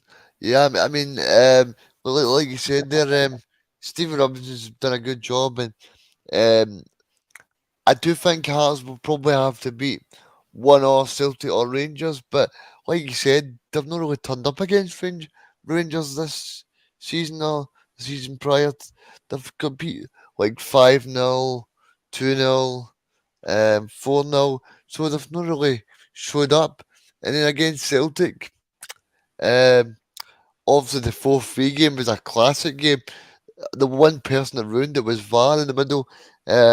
When it was a crazy game, that game, but that's probably the best game that Hearts have played under Robin Nielsen, I would say, the past couple of years. Because they actually went toe to toe with the best team in Scotland right now, and they properly gave them a game until Greg Taylor scored that goal to make it 4-3. I meant to say this as well last week, and I was going to put this out there as well. As Leo, Gordon, McIntosh, whoever, if anyone wants to get involved in the show and wants to come on the show, your team example, if you drop your Twitter handle on here, I can get in touch with you through a DM and you can come on the show and talk about your teams. We're always up for having more folk on the show. So if you want to come on the show, anyone that wants to talk about football or whatever in general, just drop a Twitter handle there and we'll get in touch with you and come on the show and talk about your teams. But yeah, I think tomorrow's game for me. I think because we're at home, I think we'll win. I'm going to say 2-1 to Hearts tomorrow, but it'll be difficult. Regan, what's your thoughts on tomorrow's game? I'm going to say it's going to be a very cagey game. I'm going to go 1-0 St Mirren. I just think that. Don't say that. I just think when you look at Hearts' form and the way that St Mirren are playing at the moment under Steve Robinson, I can see that St Mirren will get a cagey 1-0. but like you said, Graham, anyone that wants to join in the show, please do.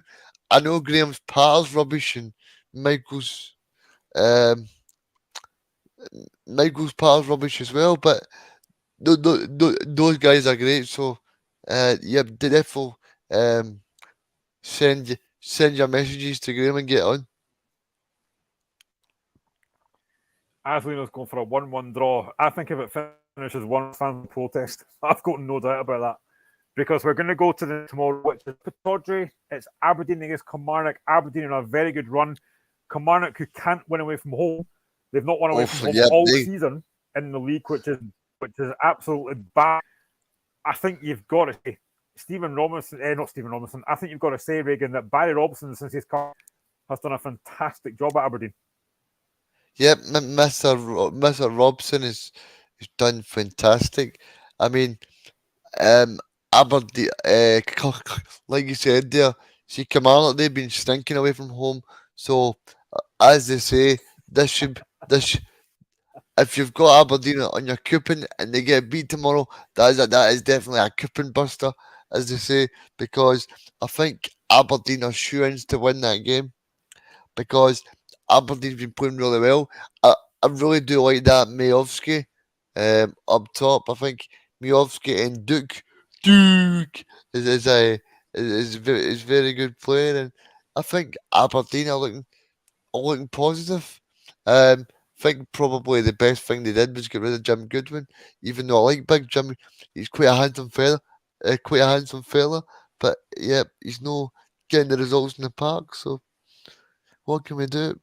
But yep, I think Aberdeen are going to do well against Aberdeen tomorrow. No, I think Aberdeen are going to do well against Command tomorrow. Sorry, that's what I meant. It's kind of, I don't know if this is a slight on the players. It probably is, but how are Aberdeen do better under Barry Robson with the same set of players than they went under Jim Goodwin? I mean, does that say how bad Jim Goodwin was that this team of players are now being better under Barry Robson? I think Barry Robson just brought a real enthusiasm to the players, brought a real work ethic, brought real steeliness to the group, and I think one of the key things as well is Barry Robson was at Middlesbrough for a while, and he brought some coaching staff up from there. Steve IQ, I think it is, right? Now people forget Steve IQ, right? He's been around more times than me. He's been down at Middlesbrough. He's been down at Newcastle with Steve Bruce. He was at Hull with Steve Bruce. This guy's been about. Good, you'll know. This guy's a very, very, very good coach. He's well renowned. He's been about English football for a very long time, and he's very well respected. So that can go so far as well. The fact that Barry Robson is a good coach, but he's also got a very experienced head. And I think that's something Jim was lacking when he was in that squad.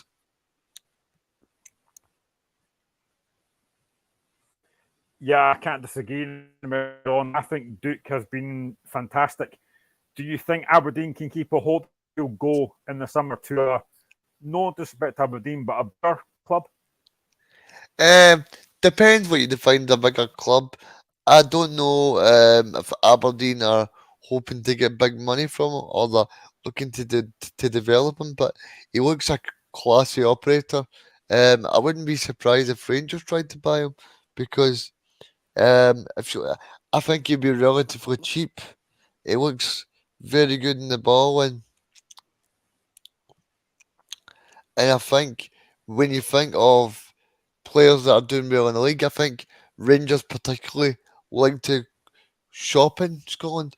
When you look at Ryan Jack and you look at other players as well, I'm trying to think of a few of them, but Glenn Kamara and Scott Arfield. Who's the other guys that have played in the league? So Rangers like to shop about Scotland, is my point. So I wouldn't be surprised if a club like Rangers come in. But I hope, for Aberdeen's fans' sake, that he stays there because the Aberdeen fans have really took to him. Graham, I mean Dukes, he's been first class. He's scoring the goals, he sets up goals, and he's got a real enthusiasm. He's got that big smile on his face as well. So, yep, only good things are going forward for Aberdeen. There's a good point here from Mazzolino, actually, which I do like. Goodwin had never managed a club on the scale of Aberdeen. Much bigger squad and different proposal, egos around, etc. At St. Mary did well, but there you go, Robinson is better. Now, again, that's a good point because Goodwin, he was at Alloa, and he did well at Alloa. He went to Mirren, who, again, are not a massive club, and he did well at St. Mirren. It seems that a bigger club was just a bit of a step too far. And the thing that I don't like, and I think it's happening well in a certain way as well, I don't like to see players down tools to get manager sacked. And I think Aberdeen players did that to get Goodwin sacked. Performance against Hearts, the performance against Davil, the performance against Hibs, when they got beat 6-0 against Hibs. I don't like to see that. Those players down tools to get him sacked. Aye, and then on the eve of the Hibs game, Dave Cormack keeps him in the job and says, "Oh, we'll see how it goes today." And then he gets beat 6-0. He couldn't make it up. I mean that was embarrassing, that Hibs game. They were dreadful. Outrageous. But as Lino said, as Lino says, Stephen Robinson's been a better manager. So, and the fact that Jim Goodwin's now at United says it. In terms of Kilmarnock, they were good against Hearts last week. I said that last week. They were much improved against Hearts. They were the far better side. They wanted it more. They fought, but their away record, as I spoke about earlier, I watched they've not won away in the league. Yeah, they've been horrendous. I mean, Derek McKinnon is very good coach, very good manager, but he's very defensive, and I don't know if that's why they're so bad away from home, because they set up very defensively. They don't go and attack teams. They set up to defend, first of all. I don't know if that says them back too much.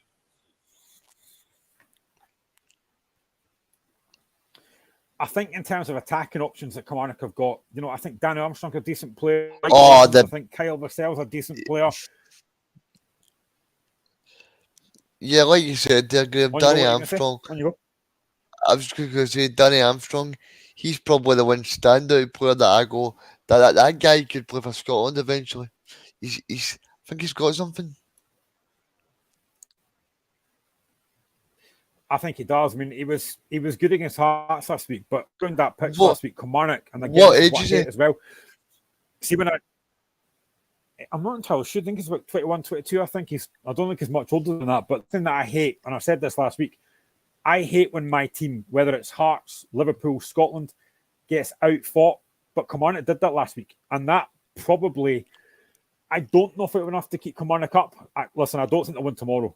I think Aberdeen will be far too. Do you think Kilmarnock will get out of this? They're 4 points behind, or they're 4 points in front of Ross County just now. Do you think they'll stay up? Well, I've got a little soft spot for Ross County, as you know, Graham. Just like Malcolm Mackay, the way he plays football, and I thought he played really well last Sunday. But yeah, I think Kilmarnock, if you look at Danny Armstrong, I think he's a very good player, so I think he'll fire them to safety, probably, yeah. In terms of tomorrow, is it going to be basically a case of trying to, again, win your battles, trying to keep themselves in the game? Because if Aberdeen get an early goal, which they're more than capable of, this could be 3 or 4 tomorrow for Aberdeen. Yeah, I've said that about Rangers earlier, but it's even more important for Kilmarnock that they don't expose themselves too early, where they stay in the game, they stay compact, they stay aggressive, and I think Derek McInnes is the perfect manager to do that, because he knows how to set a team up, and I think he'll do that very well. And I think if you're Aberdeen, it'll be interesting to see Derek going back up there to his old club. So yeah, I think that game will have a little bit of an edge to it tomorrow. I'm just looking at Danny Armstrong, actually. He's 25. So he was at Wolves, didn't play. He was at Dunfermline. He had 6 games on loan. He went to Wraith 2008, 9 games and scored 5 goals. He went to Ross County 2019, had 6 games and scored none. He went to Wraith Rovers in 1921. He played 40 games and scored 8 goals. And so far, He's played 35 games for Kilmarnock and scored 7. Is he a Kilmarnock player, or is he on loan from somewhere? No, he's a Killie player. Because I think he's got potential. I think if you just tell him he's a good player, I think he'll be a good player because he's got that natural talent. You can see where as fans saying football, he's one of these guys. They'll get your bum off your seat if you know that I can get my bum off my seat too often myself. But yeah, I can get he's a guy that can get a bum off a seat, and I think if I fell off my seat, then I'd be in trouble because I'd be on the flare. But yeah, I think he's one of these guys that you can say that he's very entertaining to watch, and he's certainly got a trick up his sleeve. Actually, that's a good point. Actually, do you think that because I was brought up in the 80s, 90s, and I watched guys like John Stewart at Hearts, I watched guys like Al Johnson at Hearts. Do you think flair players are going at the game a little bit? I do. I think it's all about steady eddies and being defensively sound. I like to see people that get me off my seat. Know that I can get off my seat, as I say there, but like I think it's. This is why you turn up in the morning and you go to football and you go, I'm going to go there and I'm going to enjoy myself and I'm going to go to Hampden Park and I'm going to pay for my 25 quid to watch Scotland v Spain, because you want to see flair players, you want to see McTominay and Tierney and Robertson play. Aaron Hickey, I thought Aaron Hickey was amazing against Spain. So you want to see all these players playing. And I think Danny Armstrong, if you're a Kilmarnock fan, I think he'll be on your sticker book, sticking up on your wall with a poster. I think he'll be the Kilmarnock poster boy, if I'm not saying so myself. It's been a long time since I had a sticker book, but you only get them on the top shelves now. But yeah, I mean, I think if you look at Kilmarnock, if you look at some of the players Kilmarnock have got, they are very defensive. They've got guys like Chris Stokes at the back. They've got guys like Ash tailback. They are very strong in the air. Would that be the one area that might cause Aberdeen problems tomorrow? Is set pieces? Because I don't think they'll get a lot of the ball tomorrow. Yeah, they've got a big Ash Taylor who played for Aberdeen, who's a real big threat in the box, and they've got big Deutsch as well, who you know well, and he scored last week against you as well. So yeah, they've got a few threats where of course he did. Of course he did. He come back to haunt you, as you would say, Graham. So there's definitely players there you can go, right, well, if this guy has a chance, there's a possibility he could put it away. So I quite like Rory McKenzie as well. So even though he's a bit older, Rory, but yeah, he's not as good as Rory McIlroy, right enough. We'll go on to the golf later. But yeah, I think when you look at Kilmarnock, they've got some decent options there. In terms of Aberdeen, obviously Barry Robson has got the job to the end of the season. Is it his job to lose now? Do you think if he finishes third, they have to give him the job full time? If he finishes third and get into Europa League, then you can't look past him. It's like I said with Frank Lampard. If Frank Lampard goes in there and wins 10 games in the trot, Chelsea are not going to look by him. They're going to say, right, well, Frank Lampard's won 10 games out of 10. There's nothing we can do here. If you look at Robson, if Robson gets Aberdeen to third place in the table and gets them to Europa League football, there's nothing more possible that he could have done when he came in. So you have to give him the job on that. And you have to say, picking Steve Agnew for me has been a masterstroke. Absolute masterstroke. Because like I said earlier, you need, see, as much as we don't talk about it on shows like this, having a good backroom team is so important. Yeah, I can't disagree with that. I think it is massive. In terms of tomorrow, what's your prediction for Aberdeen against Kilmarnock? Aberdeen 4, Kilmarnock 0. I think I'm going to go along with that. I just can't see anything other than Aberdeen win, unfortunately, which means that game at Tynecastle is massive for Hearts tomorrow. We have to win that. Let's And now by go to my, Fir Park, where another rejuvenated side under a new manager. On you go. I was going to say by my maths, then that would mean that Aberdeen go ahead of Hearts because I predicted it's an beat Hearts at Tynecastle. Predictions are wrong, but you might be right. You never know. But let's go to Fir Park, where another rejuvenated side is Motherwell, who under Stuart Atwell have only lost one game against Rangers, a game they took the lead in, against Livingston side of Cliff. Another poor defeat by St Mirren last week, who were excellent. And Motherwell home. Reagan, the job they are, the job that Stuart Atwell has done so far has been excellent. Yeah, Stuart Kettlewell's done really well. Just about time for me to put the kettle on. He's done really, really well. The way that the players have bought into him and they've really adapted to his style of play. They've really, I don't know. I think they've really adopted the way that he's trying to tell them to play, and they're really buying into his tactics. So that's all you can do as a manager when you come in. And I don't know if you agree, Graham, but I think he's made a real impression on the players. I think he has. I think me and Michael said this last week. He seems to have brought the best out in a guy like Kevin, who has been excellent, but he's got the best of him now. He started to look a much better player now.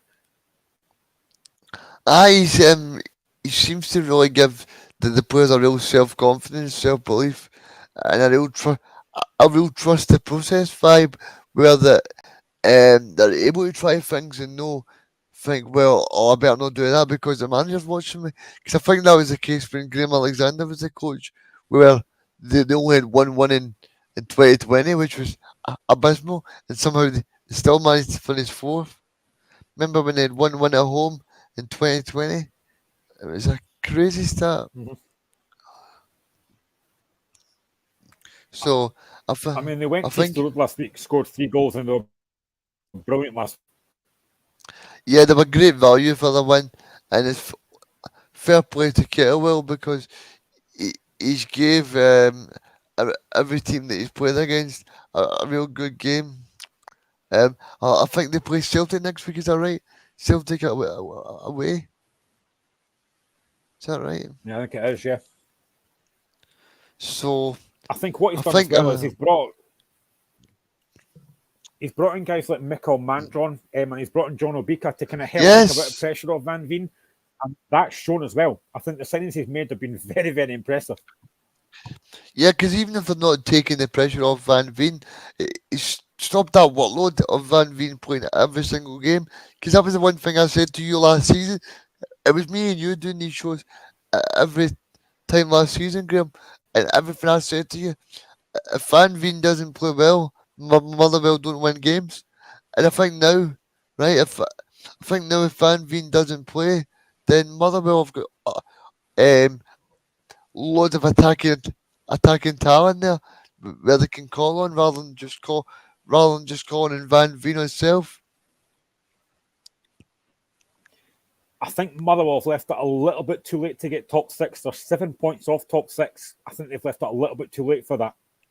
Yeah, they probably have, but I think what Stuart Kettlewell's done is he's rejuvenated the whole club, and I think that's credit to him because I think when he came in, I wasn't too sure because he was talking about Duncan Ferguson, but he chose to go.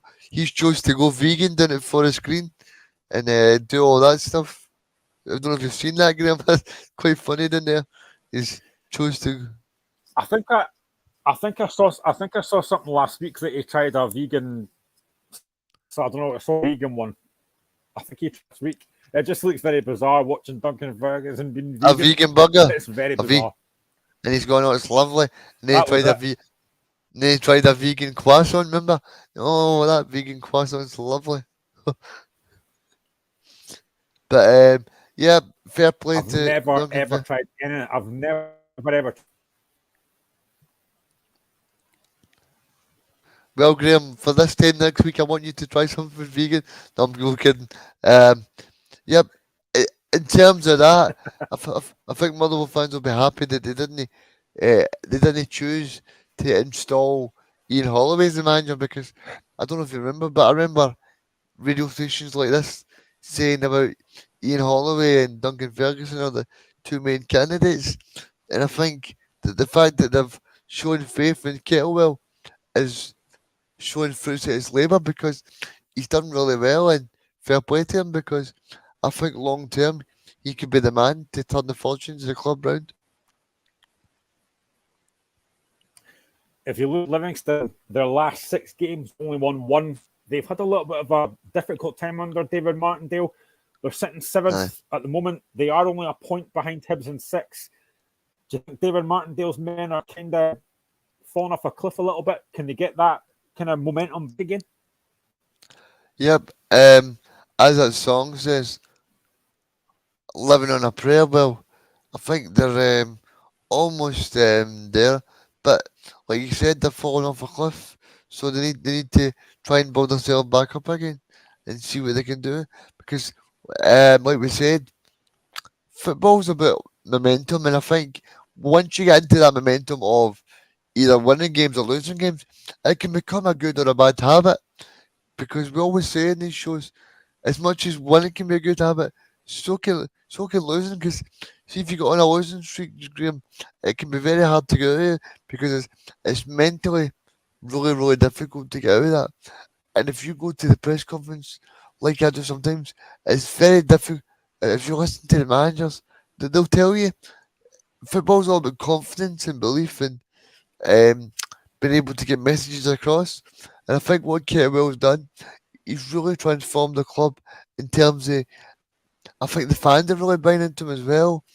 I think he really knows how lucky he is to be in that position. And I think in terms of the players, they're a lot more tactically aware of what they're supposed to be doing on a regular basis. So that can only benefit the club going forward. And I think if you asked any Motherwell fan, um, would they be like 10 points clear of relegation with 9 games to go? I think they'd have took that because, as you'll know, about 6 weeks ago when Kettlewell was coming in, Motherwell were in deep trouble for relegation. So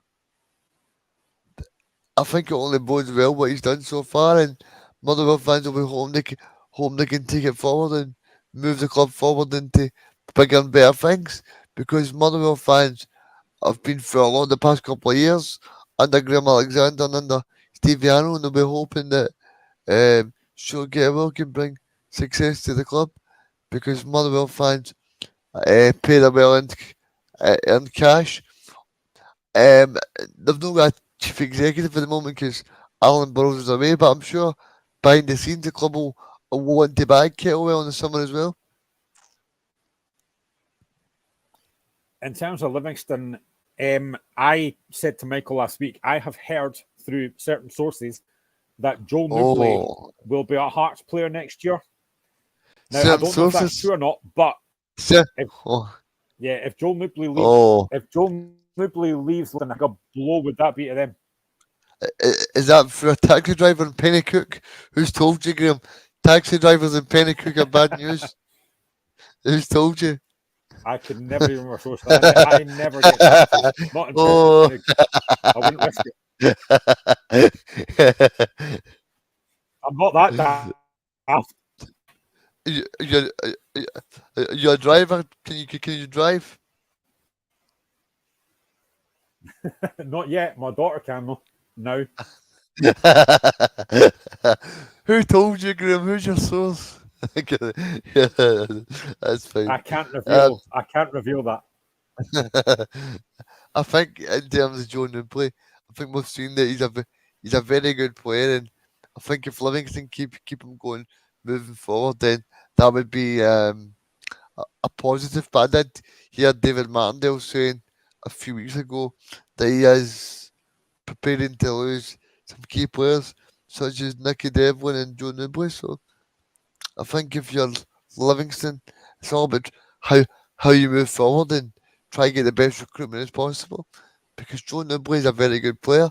I mean, me and you spotted it when we were talking all of last season when it was just being you. We spoke about Joe Nubley Arbroath as well when we're doing that title push. Yeah, I mean, the last couple of games after the split, or before the split after tomorrow, they play St. United away. You've got to assume that's 2 games that David Martindale's got to be looking at to get 3 points and still potentially could finish top 6. Yeah, I think David Martindale will be pretty. He'll have his eyes wide open and he'll think, right, these are 2 fixtures we can go head, head ahead for leather and say we can try and get these 6 points, because I think there are 2 both winnable games, and there'll be games that David Martindale will know if he puts a squad out there that are in fine fettle, then he'll fancy his chances to do well. So I think for Livingston's point of view, these are definitely 2 winnable games that he'll think, well, we've got a very good chance. Predictions for tomorrow: Motherwell against Livingston. I'll go Motherwell 2, Livingston 1. Stuart Kettlewell to continue his good run as manager. Going to go. I think it'll be tight. I think it'll be 1-0 to Motherwell. I just think they might just sneak it tomorrow, but it's going to be a tough game. Another tough game is up at McDermott Park, where St Johnstone play. You've said already you've been impressed by Ross County. What have you made of Simpson so far this season? What have we made of Ross County so far? Did you say, Graham? Sorry, you cut off at the last minute. So have you made of what so far this season? They're sitting 9th at the moment, 32 points. What do you think of them so far? I think St Johnstone have been okay. Don't think they've been spectacular. They've got the highlights for the season. Obviously, they beat Rangers. They did well against like Aberdeen and things for the season, but I don't think they've been absolutely spectacular to watch. But I think in terms of this game tomorrow, they'll be fancying it against Ross County. But by the same token, so will Ross County, because it's a big opportunity for them to get a big 3 points in their quest for relegation. So it's got the whole makings of a very, very interesting contest up at McDermott Park. St Johnstone, even down to Tim Merring against Aberdeen last week, were constantly getting sent off. I thought they played well. Had chances, just couldn't score. Tomorrow's a massive game. Now, after this, they play Eastern away and they play Hibs. Again, I think St Johnstone have probably left it a bit too late to get in that top 6, but John Davidson has done a decent job this season. They were very poor last season. Do you think this season's been a little bit up and down? Yeah, I think this season's been all about steady the ship. I don't know about you, but I think it's all been about steady the ship after that horror show of Kelty Hearts last season, and then like losing all the games that they had, and then getting up in the playoffs against who did they play the playoffs again? Dundee. So yep, though I think they'll be. Dundee, yeah. I think Callum Davidson will know, and so will Steve Brown, the chairman. He'll know that, like that it's been a difficult season, but compared to last season, you need to say that it's been a step forward, and that's all you can ask for a club of St Johnstone, because they don't get the most fans and they don't have the most attractive players to watch. So I think if you're Callum Davidson and Steve Brown, the most important thing for the club's finances is to stay in the top flight, because top flight money is so important. I mean, as we've seen with teams like Hamilton Academical, they've been out there for 2 years now and they're struggling to stay in the championships, Graham. So as Brendan Rodgers used to always say, you need to be careful what you wish for. So I think if you're St Johnstone, all you need to do is all you need to do if you're St Johnstone is concentrate on yourself, because you don't want to be in a position of likes of a Dundee or a Hamilton Accies, because it just shows you how long it's taken those teams to get back up to the Premiership. And even in Hamilton Accies' case, they're now going to head to League One. So, yeah, I think if you're St Johnson, you take a step back, you look yourself in the mirror and you say, okay, we're not in the top six, but we can't really argue because if you look at teams like St Mirren and you look at teams like Aberdeen, those teams have got bigger budgets, they're expected more to do. St Johnson have not really got the biggest supporter base, and you need to say that a club like St Mirren have done very well this season under Stephen Robinson. We've already spoke about. Sometimes it's a bit acknowledging that your opponents have done well as well, and, and understanding your status within the top flight as well. Because as much as St Johnson like to be up there, St Johnson done very well in lockdown when they won the two trophies, and St John. If you're a St Johnson fans, what have you? I mean, St Johnson fans will tell you they've been the most successful out of Celtic over the past couple of years. So if you're a St Johnson fan and you're a St Johnson chairman, I don't think you'll be looking too far ahead, or you'll be too disappointed because I think you'll know where you are as a club, and you'll know where the club's going to get to as well. And I think in terms of this season, Yeah, I mean, in terms, it's all about setting building blocks, Graham, for the following seasons. yeah, I mean, in terms of Ross County, they're 2 points ahead of United. They're 4 points behind Kilmarnock. Again, you mentioned it earlier on. They played well against Celtic last week, but just didn't kind of have that clinical edge. Do you think Ross County can get out of this? Is tomorrow a massive, massive game for them as well? Yeah, is it Dander? Who's the other guy up front? Is it? Jan Danda, yeah. Yeah, Jan Danda, yeah. And who's the other guys? They've got Jordan White, Eamon Brophy, Simon Murray. No, but like the wee guy on the wing. I don't know what he's called. Is it Dan? I don't know. Anyway, I think Ross County have got a very They've good. got they've got Jan Danda, and Cancola, I think it was last week. I can call it. That's who it is. Right. So I think when you've got, like you said there, Brovey, Simon. Now think about Simon Murray for a second. Simon Murray was Queen's part of the season, top of the league. So I think if you're Ross County, you've got some very good attacking options, Graham, and I think they'll be looking to use that to their advantage tomorrow against St Johnson. I think, like I said there, that they've got some options there that they can really buy into. So I think Ross County will be absolutely fine because, like I said, Simon Murray was the top goal scorer in the championship. You've got Eamon Brophy, who not so long ago was picked by Scotland for Steve Clark. You've got Jordan White, who always is handy for a goal. So I think it'll be pretty. I think Ross County will be absolutely fine. I think Malcolm Mackay is a very good manager, and he proved that last year when Ross County almost made it into the top four even. They made it into top six, the top four. But when Regan Charles Cook, my favourite player, when he finished top goal scorer. So yeah, I think Ross County will be absolutely fine. And Malcolm Mackay's proven his worth to be a very good manager, even though at the start of the last season people were doubting him because of the off-field stuff.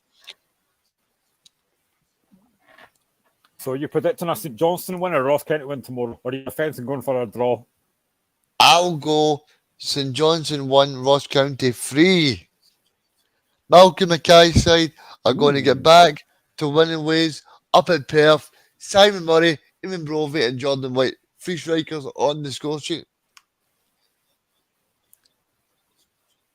I'm going to go 2-1 St Johnstone, just for a change.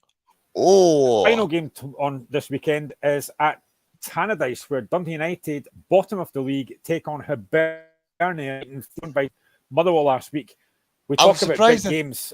I've already said that I think United are down. What's your thoughts on this game, Reagan? Yeah, I think they are down. Dundee United's going down. Remember Wagner used to sing that in the old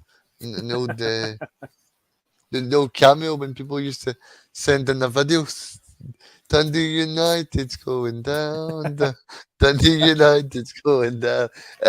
No, but sorry to any Dundee United fans and that are watching the show right now. But yeah, I think this game is interesting. I'm surprised to see the game on Sky. But yeah, I'm looking forward to watching it. I think Dundee United will need to win the game to stay up because, like I said, I think Ross County will beat St Johnstone on the Saturday. So this game then becomes a mammoth task for Dundee United because if Ross County get that win, they need to make sure that they get all 3 points. But on the other hand, Graham, to play devil's advocate, as we do on this show, always we've got no bias on the show. So I think Lee Johnson's side are playing well this season, even though they did a wee miss up last week. You have to say that ever since he's took off his suave jackets and his nice suit and ties, he's actually got his hands dirty and he's done well. So yeah, I think they've got some good players. I like that. Is it Johan that plays up front for them? Yeah, And Ellie Johan.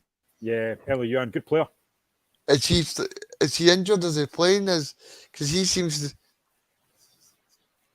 He's been out the last couple of games. I'm not sure if he's back tomorrow or not, but he would be a massive miss. But Kevin Nisbet started to score goals again, so Oh, he is. not that much of a miss. Yes, Kevin Nisbet scored a really good header last week. Great ball in with Chris Cadden as well, the Motherwell man. So I think this will be an interesting game, and I'm looking forward to it between the Arabs and the Highbies. So, yep, looking forward to seeing this game on Sunday, Graham.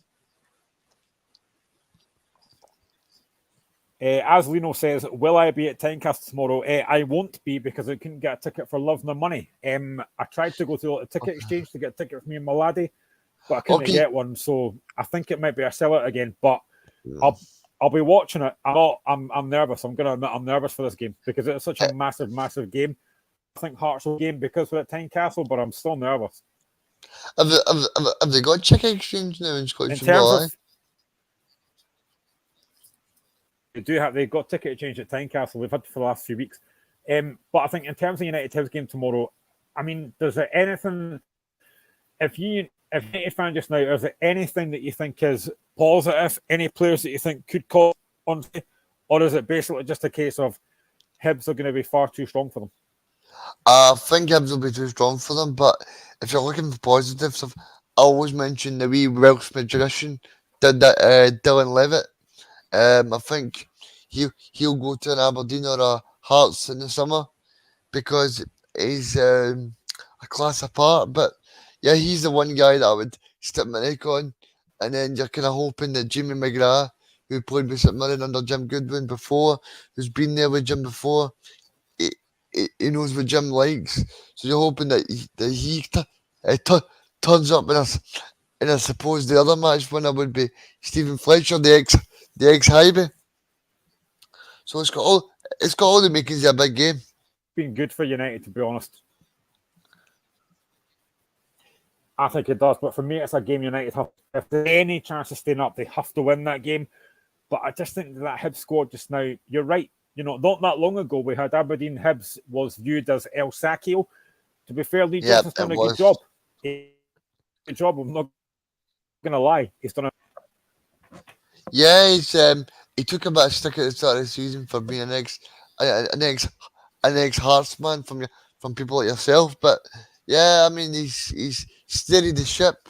He's had to deal with a lot of long-term injuries with Aidan McGeady and stuff like that. And Porteous obviously leaving. And Nisbet was on the first plane to London as well, to Millwall. So he's had a lot of setbacks, but yeah, you can see now I think he's a capable manager. So I think I'm going to go for a 2-0 Hibs win. Oh, I really don't like predicting Hibs winning, but I'm going to go Hibs win. And I think I'm going to go probably one more. I think it'll be far too strong. But we are now at the end of the show. It's been a business. We are back on Sunday at 3 o'clock till 5 to review the games that have been played this weekend. it just remains for me to thank my sidekick Reagan for coming on tonight. Great to see you back on, Reagan. I hope you're back on again soon, mate. No problem. Yeah, we are back on Sunday from 3 to 5. I think Michael is back on Sunday as well. So wherever you go this weekend, enjoy your football. Apart from St Mirren fans, I hope you get beat. But yeah, thank you very much to everyone that's watched. Thank you again for all the comments. It is always appreciated. And we shall see you on Sunday from 3 to 5. Bye-bye for now.